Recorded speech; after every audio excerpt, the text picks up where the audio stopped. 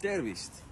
Linnaviletsus, reformierakondlik linnaviletsus raiskab teie maksumaksjate raha uute tänavate, juba korras tänavate veel rohkem korda tegemise peale, et oma seltsimeeste taskusse ikka need hankerahad läheksid ja nii edasi, sest võõra rahaga võib nõrkemiseni toimetada, aga vaadake nüüd siia.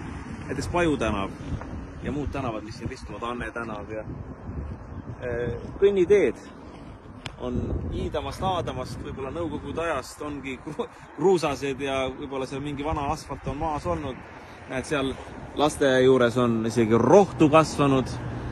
Et minu arvates võiks, kui siin räägitakse jalakäijate heaolust, mis on väga oluline loomulikult, me kõik oleme ka jalakäijad liiklejatena, siis et jalakäijad ei peaks komistama ja ei peaks tolmuse tee peal käima, aukliku tee peal. Minu arust võiks selle raha, mis suunatakse uute tänavate veel uuemaks tegemisele, suunata hoopis kõnniteede korda tegemisele seal, kus tõesti neid kõnniteid Tartus ei ole.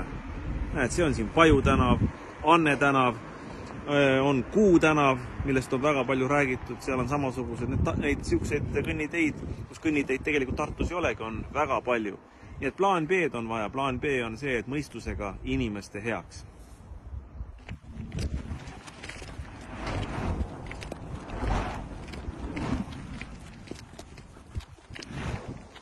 Ja vaadake, head inimesed, video lõpetuseks.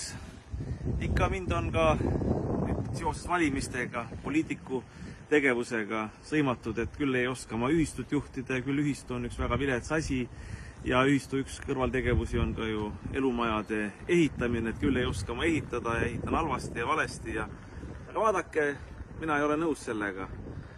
Ühistu ja mina oleme väga palju ilusaid maju ehitanud Tartusse. Üks nendest ongi siin Paju 11, mida ma pean oma lapseks. Vaadake, kui ilus see on. Ja inimesed on kõik väga rahul seal.